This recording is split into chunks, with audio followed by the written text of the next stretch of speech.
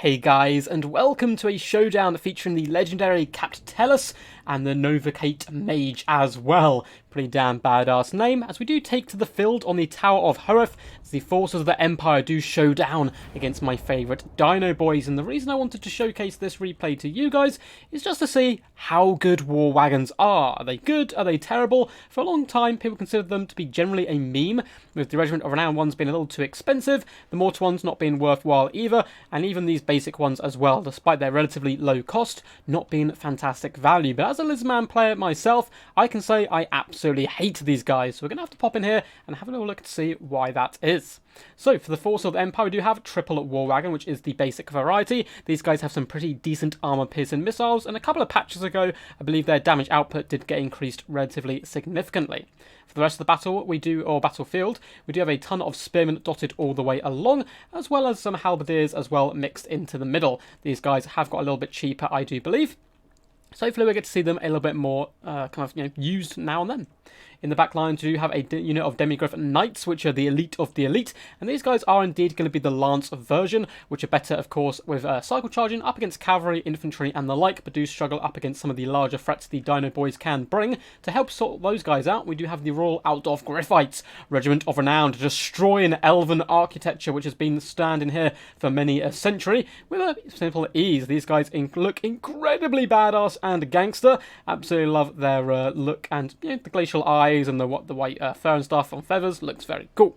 These guys are going to be coming with some really decent anti-large and terror, which can be really helpful to getting skinks and Saurus off the field.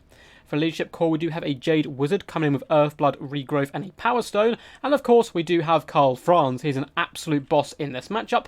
Can duel a lot of the characters, take down big monsters, and flee away relatively quickly, and get healed up by the Jade Wizard to boot as well. So really nice, well-rounded build. We'll have to see how it does indeed perform.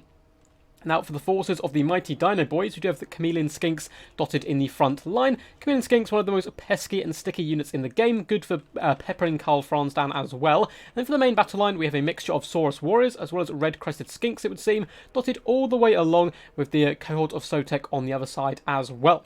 We do have some heavy-hitting big dinos in the form of a Feral Bastillodon, backed up by his Kroxigor buddies, looking to punch their way through that front line and get into the juicy back line, where you'll often see, handgunners, artillery pieces, and the like that you can indeed shut down. We do have Cold One Spear Riders as well. It looks like one on either flank. These guys can trade relatively effectively, even up against Demigryph Knights, if they do get the correct buffs or debuffs on their enemy. And to drop those buffs and debuffs, we do have a Skink Priest, but it looks like he's going to be a Skink Priest of Beasts here, coming with Manticore Summon, as well as Pan's Impenetrable Pelt, which is actually a really underrated spell in my opinion. Manticore Summon, of course, now does cost 18 Winds of Magic, so it's very expensive, but still pretty powerful.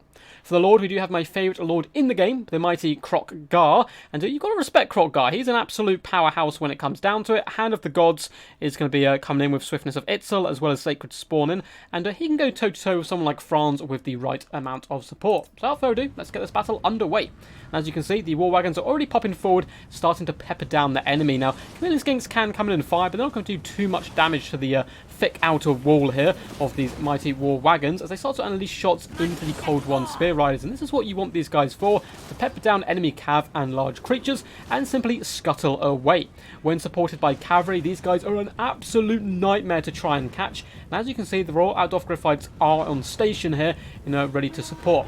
With a big fat Hand of the Gods go down, though, taking a third health off Karl Franz, who's going to have to retreat and get some healing from his pesky wizard. As Royal Altdorf Gryphites do come in now and shut down those Cold One Spear Riders, who have overextended a little bit, understandably so, trying to shut down the War Wagons, who are peppering them and doing some decent damage. But now the dummy Demigryph play is going to hop on here, terrify these Cold One Spear Riders, and kill them pretty much to the man. In the back lines, Karl Franz getting very bold here and darting down on Kroq-Gar, which is some scary stuff. He does have Gar-Miraz, Stand Ground, and the Reichland Rune Fan popped, however, but you've got to respect Kroq-Gar. He can hit like an absolute truck himself, and he has now popped all his buffs as well, going toe-to-toe with the mighty Franz Meister.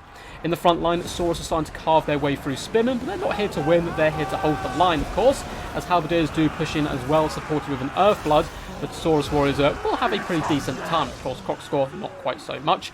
Cohort of Sotek as well are going to be hunting down some Spearmen. Over in the back here, despite the fact we are going to be seeing a fat regrowth, come down on the Franz Meister. He's down to just 300 health. If Crocodile can get one more hit in, it would kill him, but instead he is going to escape here, and that regrowth is still active, so it's a good chance to come back to the battlefield. Chameleon Skinks couldn't quite get in those last few shots. Crocodile is now dancing into the front line, trying to get back to the support of his homies, which makes a lot of sense. And it looks like the Jade Wizard is now going to be a bird food here, or T-Rex food, I suppose, as Crocodile does come in and start to stomp him. However, the War Wagons have managed to relocate themselves out here where the enemy did start, and they start raining fire into Crocodile with the support of some Demigryph Knights. They're going to drag him down incredibly quickly here, down to just 2,000 health. And his worst nemesis, the mighty Karl Franz, has appeared once more, and he's going to be trying to hunt down that pesky skink priest of beasts. We do see a Feral Manticore summon coming down, trying to assist Crocodile up against these Demigryph Knights, but it looks like that consistent fire coming in from the War Wagons, even with a Pan's Impenetrable Pelt popped on Crocodile, is going to be going down here. He's on 100 health, and I don't think there's much chance of him going to be able to escape this with the raining consistent fire and the Demigryphs chasing, and down he goes. The mighty Grimlock falls low, and that's certainly going to put the Lizardmen on the back foot. However, the infantry fight, of course, is going very heavily favoured in the favour of the Lizardmen, and that's because Saurus Warriors just delighted to be here up against state troops. They destroy these guys so quickly. Not much men can do against such reckless lizards. It's pretty scary stuff to be a state trooper. In the back lines, we do have Royal Outlaw Gryphites considering charging into some Cold One Spear Riders, and they can now with the support of the mighty Karl Franz. Outriders once more going to be pouring fire in, and it really forces the Lizardmen to try and focus fire these guys down with their cavalry. But overall, Lizardmen cavalry aren't the swiftest of beasts, and that allows Demigryph Knights and the like to get the better engagements as you have forced the Lizardmen into situations they don't really want to be in. Looks like we are going to see another regrowth coming down on Karl Franz. Such a powerful and classic combo, Jade Wizard and the mighty Franz Meister himself. Crocodile not having the greatest of time. They're up to 63 kills, but fighting anti-large units the entire time isn't exactly their jam. The Feral Bastildon has lost control as well, but a lot of the Empire forces here are breaking and running for the fields, although a few of them shall be returning as well. That's a considerable force of Saurus in here, and some heavy hitters in the form of the Kroxigor. However, the War Wagons now have complete dominance of the field. There's nothing that can catch them, no Cold One Spear Riders to pressure them, and they have completely free reign now to fire into key targets. They're going to want to finish off the Feral Bastildon as well as the Kroxigor, and that should allow Karl Franz to carry the day. At least, the Empire hopes so. In the distance here, looks like Chameleon Skinks have been overrun now by the Royal Outlaw Gryphites, and Res Crested Skinks have been forced off by Karl Franz, with the mighty Reichland Rune Fan being popped. And both these forces are now going to return to the field as Outriders continue to pour damage onto that Bastillodon. Kroxigor are going to help surround these very beleaguered halberdiers and spearmen, coming in with a lovely little side charge to clobber these poor men of the Empire, who do immediately break and run at the sight of such ferocious and mighty beasts. Can see the Lizardmen are bunching up a little bit too much here. They don't need this many units here to just deal with the remaining kind of beat up Empire forces. They just spread out a little bit and hunt more targets, but Demigryph Knights are now going to be getting a lovely charge in. Lancers down into these Saurus Warriors, who are indeed braced, so they're not going to go too flying. As I'll say that, a few of them do break through on the other flank, while a few on this side do indeed get caught up. And Saurus Warriors have pretty decent weapon strength. They can pack a punch and drag down some of these mighty knights if they stay in combat a little too long. The mighty Karl Franz is now going to hop down, but onto the cohort of Sotek, of course, will Pop refuse to die. It looks like the Lizardmen are kind of trying to move as a gigantic wrecking ball now. They need to wrap some units around Franz if they want to pin him in, rather than kind of coming all from one direction.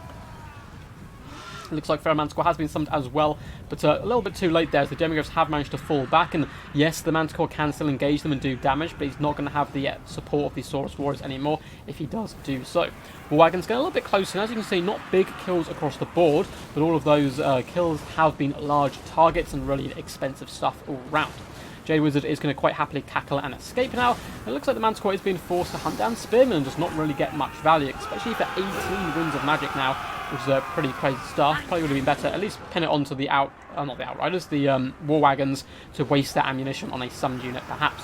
In come the Royal Outlaw Gryphites, led by the mighty Karl Franz. Once more for the Empire, they scream as they charge into the rear of these Saurus Warriors. Kroxigor, though, left in their heavy maces here, do come swinging as well on a counter charge. Although it looks like for the most part the Royal Outlaw Gryphites with some nice micro are going to be able to escape relatively unscathed. One or two kind of getting caught in, and a bit of damage done on them by the Saurus Warriors.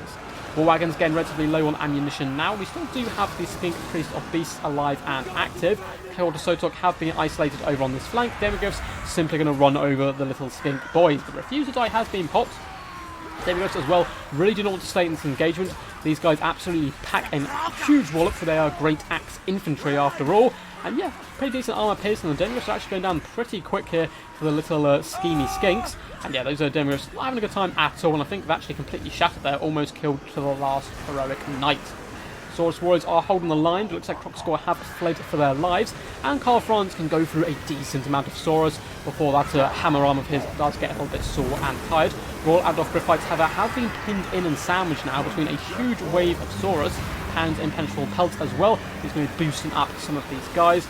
And yeah, the Royal Adolf Gryphites, those Mighty Knights are getting dragged from their steeds now and kind of pulled down into the muck and mud as these Saurus snap with those jaws and tails and do a pretty decent job, although it looks like the Gryphites are going to be perhaps getting held up in the late game, as that Skink Priest, though, a little mistake here, has kind of left his buddies behind and is in fact going to waver simply from that fact. War Wagons are now having to charge into glorious hand-to-hand combat. Not where they want to be, but still they're out of ammunition and they've had a pretty good time of it so far.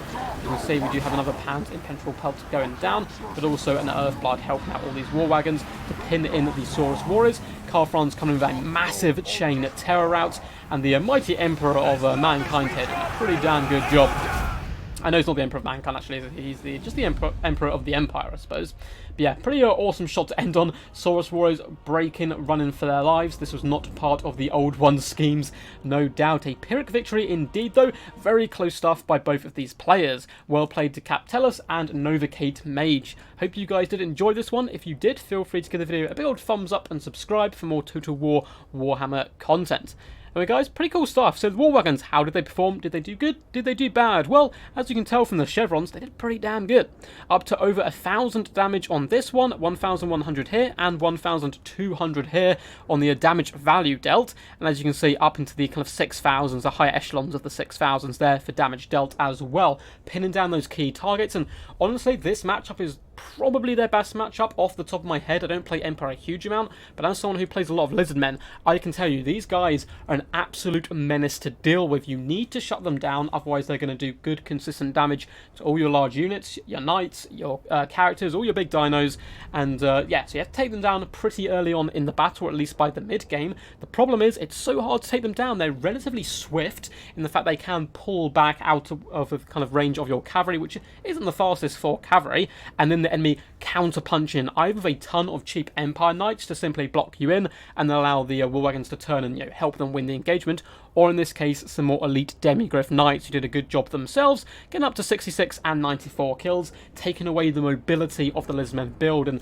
I've said this a load of times before, but if you can gain map control and pick and choose your fights overall, it is a real kind of big boom to your force, and you can slowly grind out the enemy, and kind of with good micro you should be able to see out the game all round. And of course that doesn't happen all the time. Sometimes people give up that map control by going box builds and the like, which is a different tactic. But when you have so much kind of damage from long range, it's really good to have map control. And I think Captellus did a fantastic job there of keeping those guys active. Tiny misplay early on with Karl Franz nearly cost him the game. Yes, Karl Franz did end up doing very well for himself, as you can see, over 8.5k damage dealt, but he was very close to dying. If Krokgar got one more hit in early on, Karl Franz would be dead. All of a sudden, those Demigryph Knights don't have the same level of support when it comes to protecting those mighty War Wagons, and also the Men of Sigma kind of start to flee and run if they do see the mighty Franz indeed break. Overall, good play by the Mage himself, though, as well. Saurus Warriors being his real MVPs, chewing their way through that Spear and Halberdier line,